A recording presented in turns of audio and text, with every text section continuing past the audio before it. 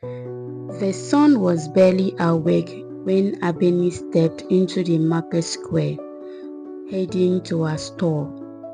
The morning air was thick with the scent of new unpacked fabrics, sound of flap fabrics cut for sale, and the distant noise of sales girls hustling for customers. As she walked through the markets, past women setting up their stalls and men going on their business, she knew all eyes were on her. Some watched with admiration, others with judgment, but none could deny that Abeni was different from the rest. She was a woman who owned herself. At 27, Abeni was considered past the age of marriage in Kemi community. Most women her age had long settled into the rhythm of motherhood and wifely duties, but Abeni had chosen another path, one paved with trade, independence, and a kind of freedom that made men uncomfortable. Her fabric store was the most successful in the entire market, stocked with the finest materials, silks, cottons, and vibrant Ankara prints from distant lands. She had built her name through hard work, negotiating with travelers and never bending to the will of men who believed a woman's place was in her husband's home. And that was why she was both respected and resented. "Good morning, Abeni," called Mama Chima, her next door neighbor, coming to say some morning greetings in her store. "I see, the sun is rising early for you today." Abeni smiled. "The market never waits, Mama Chima. If I don't rise, another trader will take my place." Mama Chima chuckled, shook her head. "A woman should not worry about such things. A husband should be the one providing for you." Abeni had heard this too many times before. A husband should be the one providing for himself, she said lightly, moving to arrange her fabrics.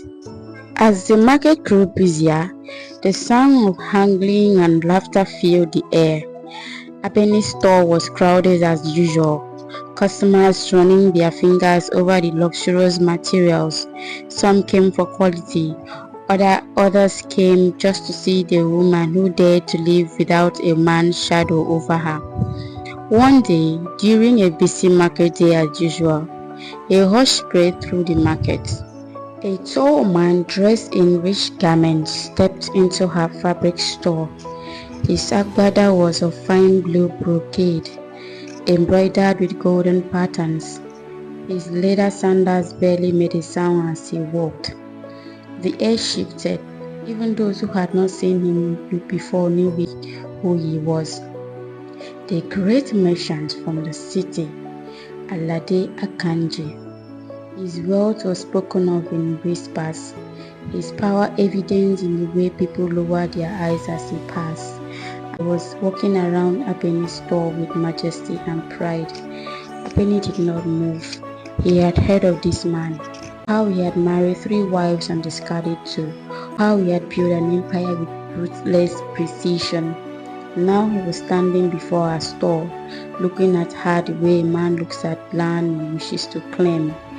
"I have heard much about you, Abeni," he said. "The woman who sells the finest clothes in Kemi community." She met his guess. "The clothes speak for itself, sir. I do not sell stories." A small smile touched his lips. "And yet your story is the most interesting one here." She said nothing, waiting. "I want to make you my wife," he said simply. A marriage proposal from Aladi Akanji was not just a request. A gasp rippled through the crowd. It was an opportunity. Abeni would never walk. Abeni would become a woman of status, wrapped in gold and silk, finer than even the one she sold.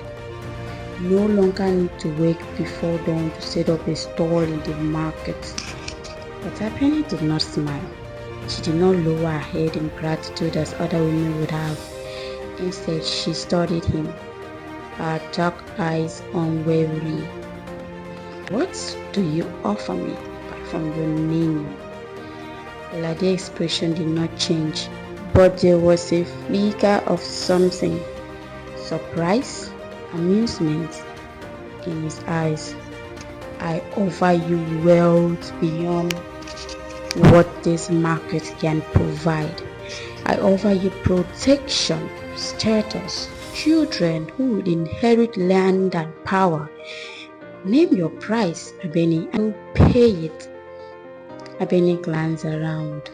The market was frozen in anticipation. The women stared at her, waiting for her to accept. The men, though silent, were watching with the expectation that no woman in her right mind would refuse such an offer. She reached for the bundle of money he had placed on a store, feeling its weight in her hands. The value was undeniable, but Abeni had long ago learned that some things could not be bought. She picked the bundle and let the bundle slip through her fingers and watched as they flew into the air. The silence was deafening. Then, in a voice as firm as the earth beneath her feet, she said, "A woman's price is not counted in calories, not for sale." A murmur spread through the market, some gasped in horror, others in admiration. Alade Akanji's expression did not falter, but the shift in his stance betrayed him. He had not expected this. "Abeni," he said in his voice quieter now, "do you know what you are refusing?" She nodded. "Do you?" For a moment, he simply stood there, the weight of her words hanging between them. Then, without another word, he turned and walked away. The market erupted into noise. Women whispered in urgent voices.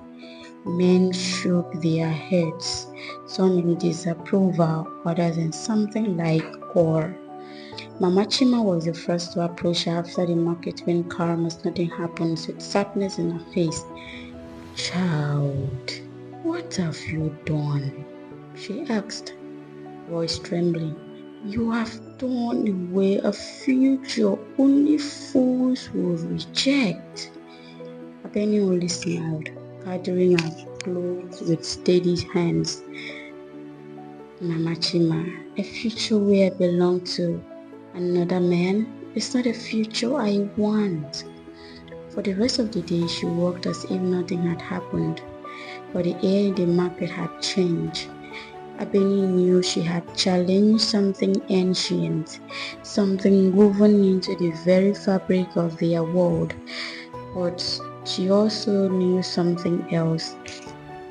Freedom was never freely given, it had to be taken.